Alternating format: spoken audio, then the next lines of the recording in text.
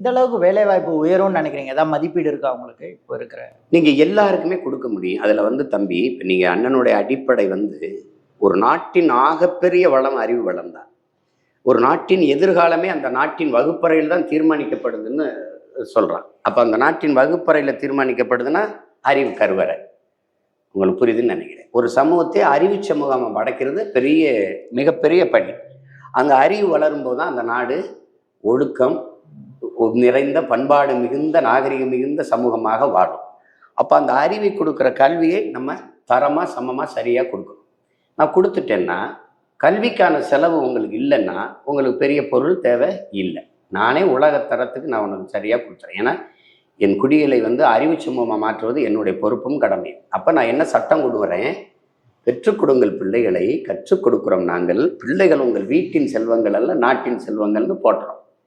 நீ ₹1 கல்வியில் ஆரம்பத்திலிருந்து ஆராய்ச்சி வர ஒரு கோடி எந்த கல்வி விரும்புறியோ அது நான் படிக்க வச்சிருக்கேன். வெளியில போப்பா, என் பிள்ளைன்னு படிக்க வச்சிருக்கு. முடிஞ்சா உங்களுக்கு உயிர் காக்கும் மருத்துவம் ஒரு மகத்தான சேவை. இது என் மக்களுக்கு தேவை. இது சட்டம். அப்ப நாட்டின் முதல் குடிமகன், முதன்மை அமைச்சர், பிரதமர், இந்த முதலமைச்சர், இவங்களுக்கு என்ன தரத்துக்கு மருத்துவம் கிடைக்கும்? அது கடைகோடி மகனுக்கும் கிடைக்க செய்யணும். அதுதான் சரியான மக்களாட்சி, அதான் முழுமையான ஜனநாயகம். அப்ப நான் என்ன பண்றேன்? ஆக சிறந்த மருத்துவத்தை சரியா, சமமா, தரமா கொடுத்துறேன். இங்க யார் கொடுத்துக்கிட்டு இருக்கா? முதலாளி. இங்க அப்போலோ போனா நல்லா கிடைக்குது, காவிரி போனா நல்லா கிடைக்குது, எம்ஜி ராமச்சந்திராவும் நல்லா கிடைக்குதுன்னு யார் சொல்றா? அரசை நடத்துற அமைச்சர்களே சொல்றாங்க. அவங்களுக்கே உடல்நிலை சரியில்லைன்னா அங்கதான் போறாங்க. அப்போ அந்த முதலாளியால கொடுக்க முடியறத ஒரு அரசால முடியாதா அப்படிங்கிற ஒரு கேள்வி வருதுல்ல.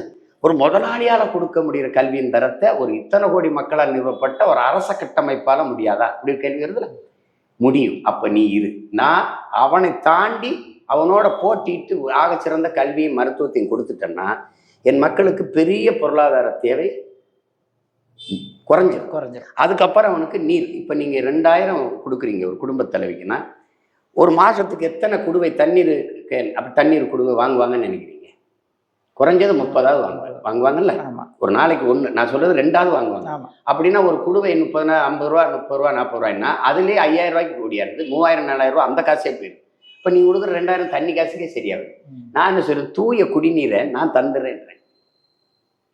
இது 3ஐயும் இலவசமா வச்சுப்போம்.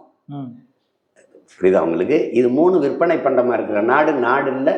அது சுடுகாடுங்கிறது என்னுடைய கருத்து. மற்ற எதுவும் நான் இலவசமா தரலை.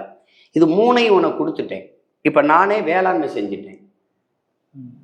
அப்போ ஒரே உணவு பஞ்சம் இல்லை. எனக்கு காய்கறி வேணுமா இருக்கு, பால் வேணுமா இருக்கு, முட்டை இருக்கா வேணுமா இருக்கு, கறி இருக்கா வேணுமா இருக்கு, இல்லை கிழங்கு வேணுமா இருக்கு. எல்லாமே முல்லை, மருதம், குறிஞ்சி, நெய்தல், அங்காடின்னு நானே விளைய வச்சிடறேன். எது வேணுமோ கிடைக்கும். சமச்சீரான ஒரே சீரான விலையில நானே அங்கங்கே அங்காடிகளை திறந்து என் மக்களுக்கு கலப்படம் இல்லாத, இந்த நச்சு உரம் இல்லாத, நஞ்சில்லா உணவு, அதுவே நம் கனவுன்னு நல்ல உணவை என் பிள்ளைகளுக்கு கொடுத்துறேன், என் மக்களுக்கு கொடுத்துறேன். அப்புறம் அவங்களுக்கு பெரிய தேவை இல்லை. பஞ்சம்ங்கிறது இல்லை, பசிங்கிறது இல்லை, ஒரு இது உணவு பற்றாக்குறைங்கிறது இல்லை. இப்போ உங்களுக்கு மாதம் ஒரு 10,000 சம்பளம் கொடுத்தேன்னு வச்சுக்கிறீங்களா, நீங்கள் செலவு பண்ணுவீங்களா? என்ன உங்களுக்கு செலவு வரும்? பிள்ளை படிக்க வச்சிடுறேன், வேற என்ன வேணும்? மருத்துவம் நான் பார்த்துறேன். அம்மாவுக்கு முடியும், நீ உன் வேலையை பார்ப்பாது, என் தேசத்தின் தாயின்னு நான் பார்த்துடுறேன்.